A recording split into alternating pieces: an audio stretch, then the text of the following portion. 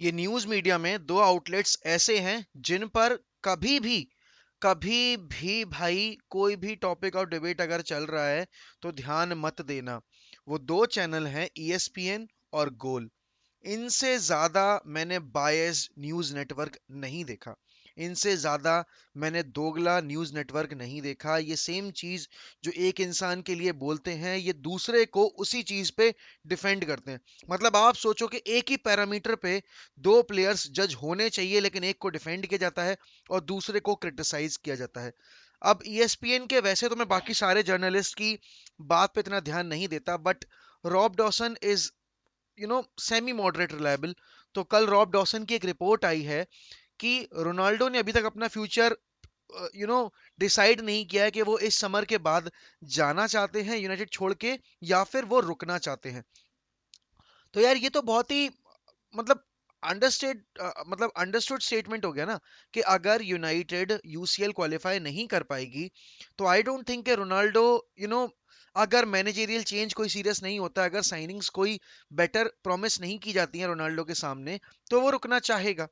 क्योंकि ऑब्वियस सी बात है, वो अब उम्र के उस पड़ाव पे नहीं है जहां वो एक साल यूसीएल मिस करके अगली साल एक बेटर टीम में खेलकर यू नो यूसीएल के लिए जा सकता है, जीतने के लिए।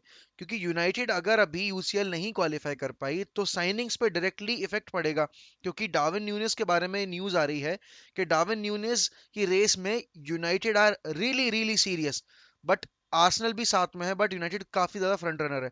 बट पूरी सिचुएशन डिपेंड करती है कि यूनाइटेड क्वालिफाई करेगी यूसीएल के लिए या नहीं। और देखो, सिर्फ डार्विन न्यूनेस के केस में नहीं, ये सारे जितने भी आपके जो अपकमिंग सुपरस्टार्स प्लेयर्स होंगे या फिर आपके जो की प्लेयर्स होंगे, उनके बारे में ये बिल्कुल सही पॉइंट है। क्योंकि एक प्लेयर जो कि अभी अपनी करंट टीम में अगर चैंपियंस लीग खेल रहा है, ठीक है ना, तो या फिर वो अगर यूरोपा ही खेल रहा है, तो वो यूनाइटेड में आकर यूरोपा क्यों खेलना चाहेगा?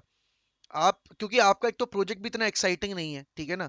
और रही बात रोनाल्डो की, तो रोनाल्डो स्पोर्टिंग जा सकता है, रोनाल्डो को खींचने के लिए तो पीएसजी भी आ सकती है।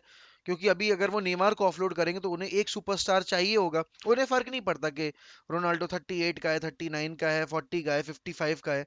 वो साइन करेंगे बिकॉज उन्हें मार्केट वैल्यू से मतलब है। लेकिन हम भी उसी तरीके के क्लब हैं। हमें भी हम, क्योंकि अभी 2 दिन पहले लुई वैन ने हमारे लिए एक चीज बोली थी कि United is not a football club, it's a commercial club. और लुई, अगर एरिक टेन हैग को एक नए क्लब में जाना है, तो I would rather not suggest him to go to Manchester United. यार वेनाल चचा, तुम अब यार अपना काम करके निकल लिए, तुमने हमें एफए कप जिता दिया, I respect you for that. But ये न्यूज मीडिया में जाकर अपना मुंह खोलने की जरूरत नहीं है यार इस तरीके से। क्योंकि हम अभी एक जिस मैनेजर को टारगेट कर रहे हैं, जिससे बातचीत हमारी चल रही है, और कल न्यूज आई थी कि फाइनेंशियल स्ट्रक्चर भी डिसाइड होना शुरू हो गया between Manchester United and Erik ten Hag. तो क्यों तुम अपनी ऐसी तैसी करवा रहे हो, क्यों तुम अपना मुंह खोल रहे हो? हमें खुद को, हम सबको पता है यार कि यूनाइटेड एक कमर्शियल क्लब है। बट कौन सा क्लब कमर्शियल नहीं है? क्या मैड्रिड कमर्शियल क्लब नहीं है, या बार्सिलोना कमर्शियल क्लब नहीं है? ये वो बात अलग है कि हमने अपनी फुटबॉलिंग साइड को बिल्कुल दरकिनार कर दिया है।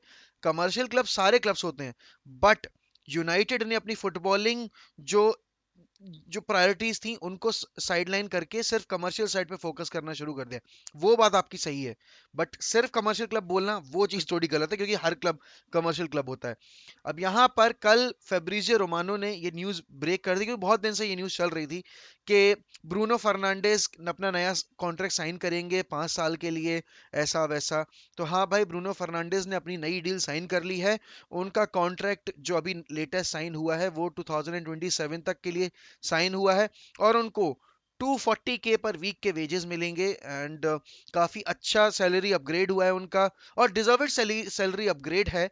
बट टाइमिंग बहुत गलत है, जैसे कि मैंने बोला था अभी 2-3 दिन पहले भी, कि एटलीस्ट उनको रुक जाना चाहिए था, कि जो नया मैनेजर आने वाला है वो ब्रूनो को किस तरीके से यूज करने वाला है। क्या हम यूसीएल के लिए क्वालिफाई करेंगे या नहीं करेंगे, क्योंकि उसके बाद आप आपको फंड्स चाहिए होंगे। और अगर आप यूसीएल क्वालिफाई नहीं करते हो तो आपका रेवेन्यू तो वैसे ही कम हो जाएगा ना अगली साल के लिए। तो उस तरीके से हमें देखना चाहिए था, बट कोई बात नहीं। वो तो हमारे क्लब की आदत है कि हम कभी भी सही डिसीजन सही टाइम पे नहीं लेते हैं। हम हमेशा डिसीजंस तब लेते हैं जब हमें लगता है कि हमारे ऊपर फैन बेस चढ़ने वाला है।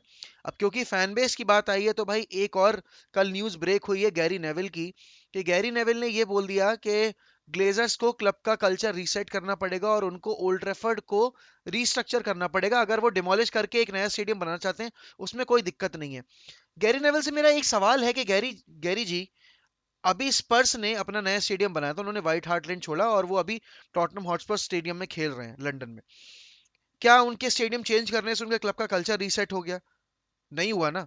यूनाइटेड को एक नया स्टेडियम चाहिए, यूनाइटेड को एक रीस्ट्रक्चरल रिवैम्प चाहिए है ओल्ड ट्रैफर्ड पे, that I completely agree with.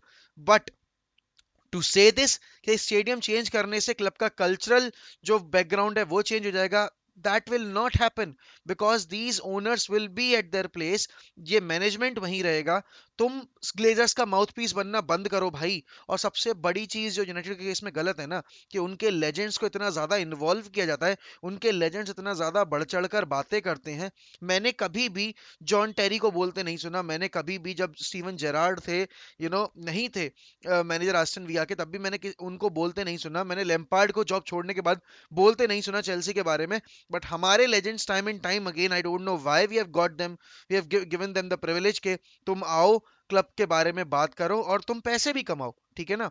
यहाँ पर I don't like it the way Gary Neville, Paul Scholes, Roy Keane, everyone comes out in the media and talk nonsense, because कोई कह रहा है कि मैं डेहिया को बस में नहीं चढ़ने दूंगा, कोई कह रहा है कि ग्लेजर्स को मतलब रिस्ट्रक्चर कर देना चाहिए स्टेडियम को, कोई नए मैनेजर पे चढ़ा जा रहा है कि he is not a manager, he is just technical director. तो भाई तुम भी तो थे ना मैनेजमेंट में, तुम तीनों थे मैनेजमेंट में, तुमने क्या उखाड़ लिया? क्या रॉयकी ने उखाड़ लिया सनडरलैंड में, या फिर आयरलैंड के लिए या फिर पोल स्कोल ने कितना उखाड़ लिया ओल्डहैम के लिए, या फिर गैरी नेविल ने कितना उखाड़ लिया था जब वो वेलेंसिया गए थे? क्या बकचोदी है भाई। when you haven't done shit in your managerial career, how can you raise question mark over the other managers? और दूसरी चीज ये है कि ये कैसा delusional statement है कि स्टेडियम रिवैम्प होने से कल्चरल रीसेट हो जाएगा। वो नहीं होगा। आपको कल्चरल रीसेट अगर करना है तो आपको राइट प्लेयर साइन करने पड़ेंगे, not players like Harry Maguire, look shop. क्योंकि हैरी मैगवायर का नाम निकल कर आया है तो हैरी मैगवायर को बू किया गया और उनके सपोर्ट में पूरा इंग्लैंड का स्क्वाड खड़ा हो गया आके। मतलब ये बढ़िया है। रैशफोर्ड हकते हैं, रैशफोर्ड ट्विटर पे जाके बकचोदी करने लगते हैं, उनको सपोर्ट मिलने लगता है। हैरी मैगवायर खराब खेल रहे हैं, उनको सपोर्ट मिलने लगा है सोशल मीडिया पे। वहीं लूक शॉ जाकर इंग्लैंड में जाकर ये कह रहे कि आई फील मोर वांटेड। सही है। यूनाइटेड को सर्कस बना के रख दिया है। यूनाइटेड के फैन बेस की कोई इमोशनल वो वैल्यूज ही नहीं बची हैं। यूनाइटेड के बारे में चाहे कोई भी आकर कुछ भी बोल के चला जाएगा, चाहे वो पॉल पॉगबा हो, चाहे वो लूक शो हो, चाहे वो कोई भी हो। और रैशफोर्ड धमकी दे रहे हैं कि भाई मैं क्लब छोड़ के चल जाऊंगा। अरे तू कल जाता है आज जा भाई, क्या फर्क पड़ रहा है? तू खेल तो वैसे भी अच्छा नहीं रहा। और वहां पर दूसरी तरफ हमने कवानी को इतना हाई वेजेस दे रखे हैं 250 के पर वीक, और वहां कवानी हर हर 15वें दिन इंजर्ड होके बैठ जाते हैं। कवानी भाई साहब फिर इंजर्ड होके बैठ गए हैं। हैरी मैगवायर को लिए हाँ थोड़ा सा बुरा लग रहा है मुझे कि भाई उनको नेशनल ड्यूटी पे बू किया जा रहा है। बट वो देखो बू होने का रीजन क्या है। मेजोरिटी ऑफ द फैंस जो बू कर रहे हैं वो फ्रस्ट्रेट हो चुके हैं आपसे इस सीजन। और सिर्फ इस सीजन नहीं, पिछले 3 सीजन में आपने कुछ घंटा नहीं उखाड़ा है। एंड आप कैप्टन बने बैठे हो क्लब के। The most under achiever at this club is the captain of this club. Can you believe it? Now, this shows the standard of the club. Now, this shows the mentality of the board members and the mentality of the player himself. कि वो इतना खराब performance देने के बाद अगर Jordan Henderson उनको defend करने आ रहे हैं सोशल मीडिया पे कि this is shameful this and that, अरे ask him to play football, ask him to play better football ना at his club. You guys are winning everything. कोई अगर आपके कैप्टन को अगर कोई आपको बू करेगा जॉर्डन हेंडरसन की, because you are the captain of Liverpool football club, तो आपके बारे में समझ में आती है वो चीज। अगर हैरी मैगवायर को अगर बू किया जा रहा है तो there is a specific reason behind it, because he is playing for the biggest club in the country, still the biggest club, because आप अभी हमें क्रॉस नहीं किए हो। And to be very honest, he is not fit to play for United. He is not fit to play for Chelsea. He is not fit to play for Liverpool. He is not fit to play for Man City. He is not fit to play for Arsenal because he's not. He hasn't got the standard to play for any of these big clubs in England or any other. भाई Lester में था वो इसीलिए अच्छा खेलता था क्योंकि Lester में वो एक्सपेक्टेशन नहीं है ट्रॉफी जीतने की। एंड वो घंटा को जीते भी नहीं थे। 85 million bro, we have paid 85 fucking millions for Harry Maguire and still he is struggling to make a mark in the Premier League while playing for United, and he's the captain of this team. ये दिखाता है ना mentality. और जो club reset और mentality reset की बात कर रहे हो, तो पहले इन प्लेयर्स को निकालो क्लब से। Gary Neville, stop defending your English by English players. Stop defending them. Stop portraying that everything that is wrong at United is because of the manager and because of the foreign players. Cut the bullshit and state the reality that is being going around at Old Trafford and inside the dressing room.